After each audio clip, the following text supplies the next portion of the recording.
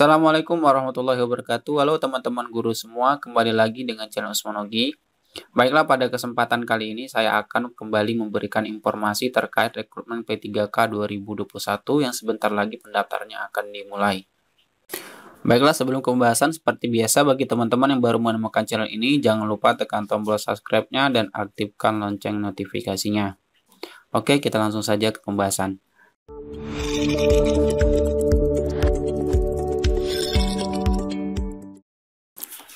Adapun pokok pembahasan pada video kali ini sesuai dengan judulnya itu ada dua hal penting harus teman-teman guru perhatikan sebelum pendaftaran P3K 2021 ini dimulai.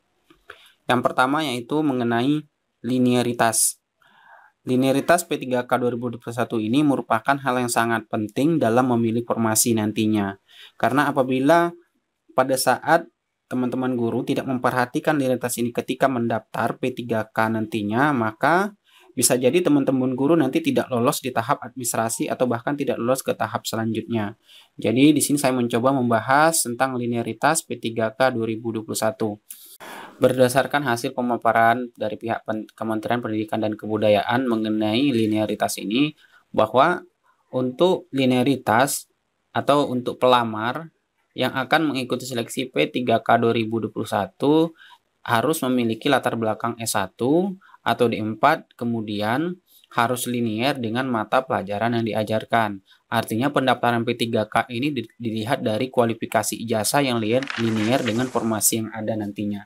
Kemudian untuk mengenai sertifikat, yaitu bagi guru yang mempunyai sertifikat pendidik, maka yang digunakan adalah sesuai linearitas sertifikat pendidik.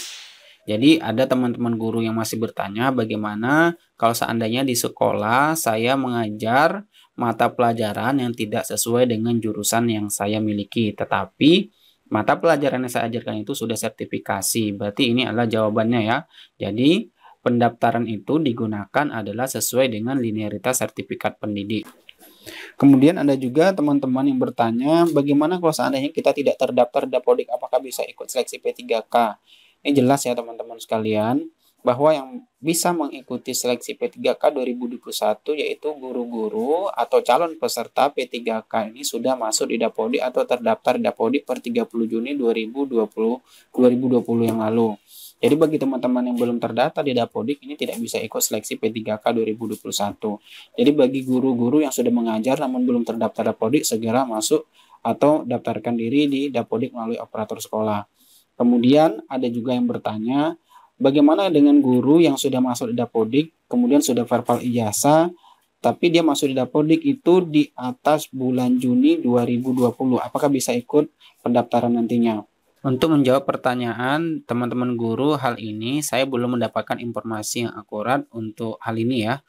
Yang bagi guru-guru yang masuk masuk Dapodik di atas bulan Juni 2020.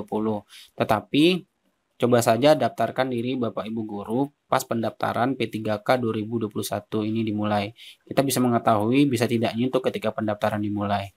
Jadi mungkin itu jawaban sementara dari saya mengenai pertanyaan ini. Kalaupun seandainya teman-teman guru tidak bisa mendaftar di P3K 2021, jangan khawatir. Karena P3K ini akan berlanjut di tahun 2022.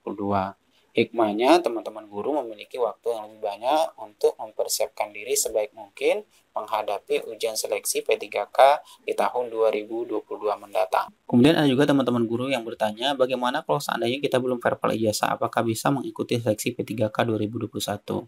Sebagai informasi tambahan untuk teman-teman guru sekalian bahwa verbal ijazah ini itu tidak digunakan untuk menentukan apakah guru atau calon peserta tersebut layak atau tidak mengikuti P3K. Namun verbal ijazah ini digunakan untuk memverifikasi kepemilikan ijazah yang di-cross-check dengan database Dikti. Sebagaimana juga video yang saya upload, itu penjelasan mengenai verbal ijazah ini sudah dijelaskan oleh dari Sekretaris Ditjen GTK Kemendikbud, yaitu Ibu Nuno Suryani. Silakan cek video saya sebelumnya. Ada juga teman guru yang bertanya bagaimana kalau seandainya saya memiliki ijazah S1 atau D4 lebih dari 1. Ijazah yang mana saya gunakan untuk pendaftaran P3K 2021 nantinya. Nah, untuk hal ini sebaiknya teman-teman guru daftarkan ijazah S1 Bapak Ibu guru yang pastinya harus linear dengan formasi yang ada, kemudian gunakan ijazah yang sudah diverbal di info GTK di bulan Desember yang lalu. Hal yang kedua yang harus teman-teman guru perhatikan terkait pendaftaran P3K 2021 yaitu carilah informasi sebanyak mungkin tentang instansi atau sekolah yang akan kita pilih nantinya. Maksudnya di sini sebelum pendaftaran P3K, sebaiknya teman-teman guru itu mencari informasi beberapa instansi yang ada. Jadi jangan hanya berfokus pada satu instansi atau sekolah. Karena hal ini dapat memberikan gambaran kepada kita nantinya dalam menentukan formasi yang cocok dan tentunya memiliki peluang yang lebih besar untuk lolos ke tahap berikutnya. Jadi sebaiknya pertimbangkan sebaik mungkin dengan formasi yang akan dilamar atau dipilih, jangan asal pilih formasi. Nah, terkait informasi yang teman-teman guru cari nantinya, itu tentunya yang mencakup itu adalah persyaratan.